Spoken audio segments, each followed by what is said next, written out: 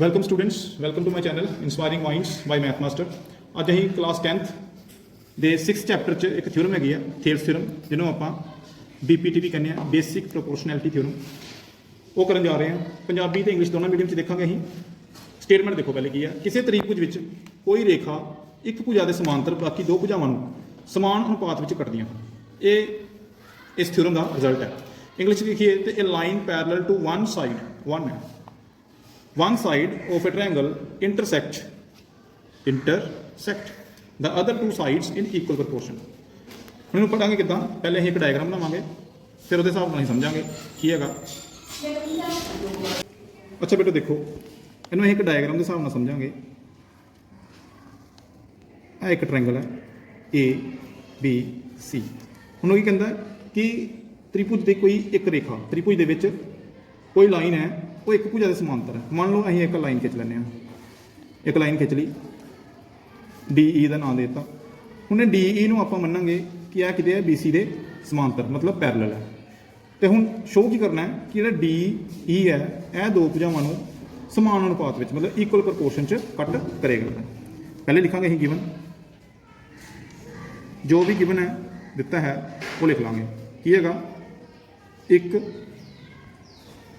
त्रिभुज ABC विच DE समांतर BC, मतलब अं लिखांगे in triangle ABC DE parallel BC। सिद्ध की करना है, मतलब प्रूफ की करना, सिद्ध करना है या टू प्रूफ। की आ गया, प्रूफ करना है कि जी दो भुजावां नूं कट्टे करता है AD अपॉन DB वो बराबर होएगा AE अपॉन EC। यह चीज़ सिद्ध करनी है कि एक भुजा के समांतर है कोई रेखा, त्रिभुज की कोई एक भुजा के समांतर है कोई रेखा, तो बाकी दो भुजावां नूं बराबर अनुपात में कट्टे करता है, मतलब बराबर proportion, equal proportion AD upon DB AE upon EC। यह चीज़ अं शो करनी है। हुण इत्थे असीं कंस्ट्रक्शन करांगे, रचना जिन्होंने कहने कंस्ट्रक्शन ਦੇ ਨਾਲ ਸਾਡਾ ਕੁਐਸਚਨ ਜਿਹੜਾ ਆ ਆਸਾਨ ਹੋ ਜਾਂਦਾ। ਹੁਣ ਦੇਖੋ ਕਿੱਦਾਂ ਕਰਾਂਗੇ। Join BE and BC, also ਡਰਾ perpendicular DN on AE, perpendicular EM on AD। Punjabi 'ਚ ਲਿਖੀਏ ਤਾਂ ਪੰਜਾਬੀ ਲਿਖ ਸਕਦੇ ਆਪਾਂ B ਅਤੇ E ਨੂੰ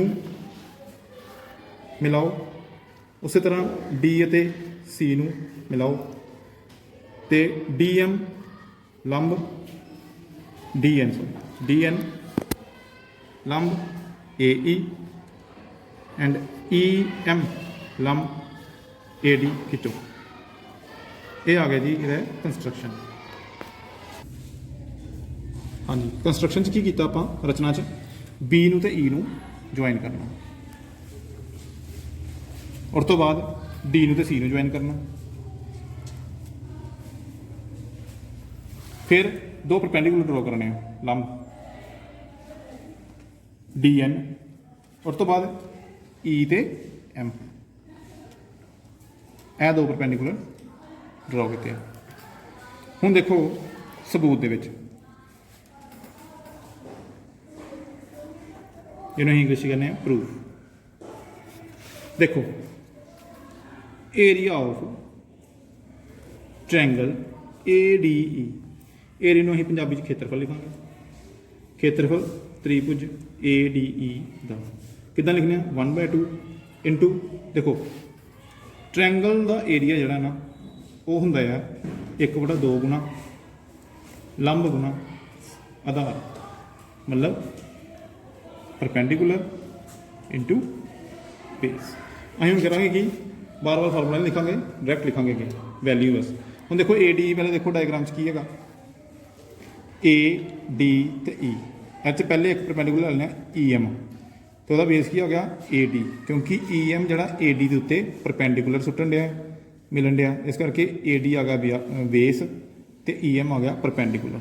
सो इसकी वैल्यू भर देंगे, पहले परपेंडिकुलर लिख लेंगे, वो आ गया EM, तो फिर बेस लिख लाँगे, वो आ गया AD। एन नंबर रख लाँगे 1, नंबर रख लिया 1। उस तो बाद हम देखो एरिया ऑफ ट्रैंगल, फिर ADE ही कढ़ांगे दूसरे तरीके ना।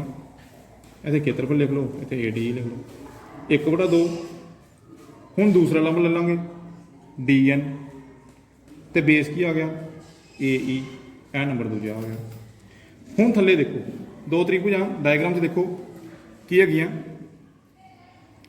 दो त्रिभुज बने कहते DE तो C, D ए वाली DEC, और तो बाद बने कहते एक DE तो B। पहले अं DEC की गल कर लीए। यह एक यहो जी त्रिभुज है जिसका लंब बाहर है, यह लंब, क्योंकि D तो अं अंदर खिंच नहीं सकते लंब, सो यदा लंब कितने आ गया बाहर DN, तो बेस कि EC, इनू भी बढ़ा के अगे किया। सो इस करके यदा जो खेत्रफल लिखना हूँ अं एरिया ऑफ ट्रैंगल DEC, फिर वही पंजाबी इदा लिखा 1/2 लंब बार DN, तो यदा बेस EC नंबर 3। फिर एरिया ऑफ ट्रैंगल दूसरी त्रिभुज ले लो DE तो B है भी। हुण ये की आएगा, यदा भी लंब बाहर है E तो, यह देखो EM, और वो करते हैं DB ते। सो एरिया ऑफ ट्रैंगल कि DE तो B। पंजाबी फिर लिख सकते हैं खेत्रफल शॉर्ट फॉर्म चिता 1/2 गुना मल्टीप्लाई आ गया EM, और मल्टीप्लाई क्या आ गया DB नंबर 4। हुण असीं सिर्फ डिवाइड करना, डिवाइड किनू किनू करना जिहदे कॉमन परपेंडिकुलर आए करते हैं। जिस तरह देखो नंबर 1 तो नंबर 4 च कॉमन आ गया परपेंडिकुलर, सेम इन्हों करांगे डिवाइडिंग, लिखांगे कि डिवाइडिंग 1/4, 1 नूं 4 नाल भाग करन ते। सो ये उपर आ जाएगा area of triangle ADE number 1 च, और इत्थे आ जाएगा एरिया ऑफ ट्रैंगल DE तो B। एरिया नूं पंजाबी च नहीं खेत्रफल इस तरह लिख सकते। सो इत्थे आ गया 1/2 गुना EM गुना AD, वटे 1/2 गुना EM गुना DB। 1/2 ना 1/2 कैंसल, EM ना EM कैंसल, की बचा देखो AD अपॉन च DB। इसका मतलब पाल आ गए एंड च साडे को area of triangle ADE, area of triangle DEB बराबर आ गया AD अपॉन च DB। जिथे एरिया लिखे करने AR, उत्थे तुसीं खेत्रफल लिखना पंजाबी वाले ने। सो ये नंबर आ गया तुहाडा कितना 5। हुण असीं पहले कीता सी 1 नूं भाग 4 नाल, हुण करांगे 2 नूं भाग 3 नाल। 2 नूं किद्दां भाग करांगे 3 नाल, उपर आ जाएगा हेठां आ जाएगा। 2 नूं 3 नाल भाग करांगे, dividing 2/3। So area of triangle ADE over 3 च देखो कि ट्रैंगल कि ट्रैंगल है DE तो C। सो यह लिखोगे DEC 1/2, हेठां भी 1/2। हुण दोनों पासे किहड़े किहड़े आ DN तो DN, इधर AE है इधर EC है। So DN DN AE EC, DN DN cancel, 1/2 cancel, आ गया AE अपॉन च EC। मतलब area of triangle ADE over area of triangle DEC आ गया AE वटे च EC। पंजाबी वाले दस्या ही है मैं खेत्रफल लिखना तो यह नंबर आ गया तुहाडा 6।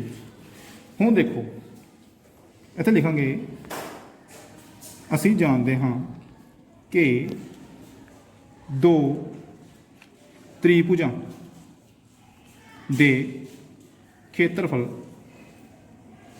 बराबर होणगे जेकर वह इक्को आधार ते होण अते 2 समांतर रेखावां विचकार होन इंग्लिश की लिखांगे we know that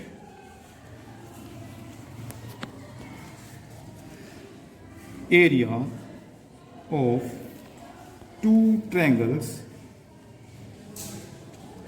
on same base between two parallel lines are equal. So area of triangle DEB ਤੇ DEC ਦੋਨੇ ਬਰਾਬਰ ਹੋਣਗੇ। Area of triangle DEB area of triangle DEC ਦੋਨੇ ਬਰਾਬਰ। ਹੁਣ ਕਿਉਂ ਹੋਣਗੇ ਬਰਾਬਰ? ਇਹ ਦੇਖੋ, ਇਹਨੂੰ ਨੰਬਰ 7 ਪਾ ਲਓ ਪਹਿਲੇ। ਆਓ ਡਾਇਗਰਾਮ ਦੇਖੀਏ। ਇਹ ਦੋ ਭੁਜਾਵਾਂ ਸਮਾਂਤਰ ਔਰ ਦੋਨੇ ਦੇ ਦੋਨੇ ਟ੍ਰਾਇੰਗਲਾਂ, ਇਹ ਦੋ ਸਮਾਂਤਰ ਭੁਜਾਵਾਂ ਦੇ ਵਿਚਕਾਰ ਹੀ ਹੈ ਔਰ ਦੋਨਾਂ ਦਾ ਬੇਸ ਦੇਖੋ DE, ਇੱਕੋ ਹੀ ਸਾਂਝੀ ਭੁਜਾ ਲੱਭੇਗੀ। ਜਿਹੜੀ ਸਾਂਝੀ ਭੁਜਾ ਉਹ ਸਮਝ ਲਓ ਬੇਸ ਹੈ। ਸੋ DE ਦਾ ਬੇਸ ਹੋ ਗਿਆ। ਹੁਣ ਕਰਾਂਗੇ ਕੀ ਆਪਾਂ, ਜੇ ਇਹ ਦੋਨੇ ਬਰਾਬਰ ਹੈ ਇਹਦਾ ਮਤਲਬ ਹੈ ਫਰੋਮ 5 and 6 and 7 5 6 and 7। ਹੁਣ ਦੇਖੋ 5 ਚ ਕੀ ਹੈਗਾ, ਏਰੀਆ ਆਫ ਟ੍ਰਾਇੰਗਲ ADE ਵਟੇ ਚ ਏਰੀਆ ਆਫ ਟ੍ਰਾਇੰਗਲ DEB ਲਿਖ ਲਓ।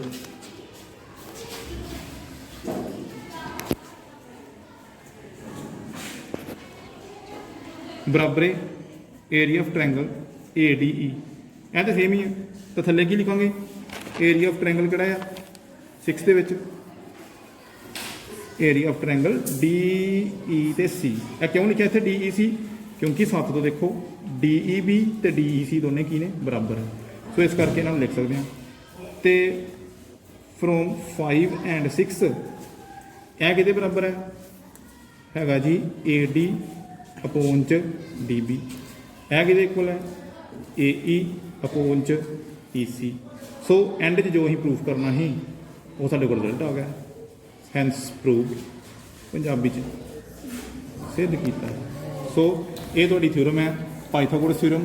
ਜੇ ਨਹੀਂ ਪਤਾ ਲੱਗਦਾ ਤਾਂ ਮੈਨੂੰ ਕਮੈਂਟ ਸੈਕਸ਼ਨ 'ਚ ਲਿਖੋ, ਮੈਂ ਦੁਬਾਰਾ ਫਿਰ ਕੋਈ ਨਾ ਕੋਈ ਥਿਊਰਮ ਨੂੰ ਅੱਛੇ ਤਰੀਕੇ ਨਾਲ ਕਰਾਂਗੇ। ਸੋ ਅੱਜ ਲਈ ਇੰਨਾ ਹੀ ਆ। ਓਕੇ ਬੇਟਾ, ਥੈਂਕ ਯੂ, ਬਾਏ ਬਾਏ।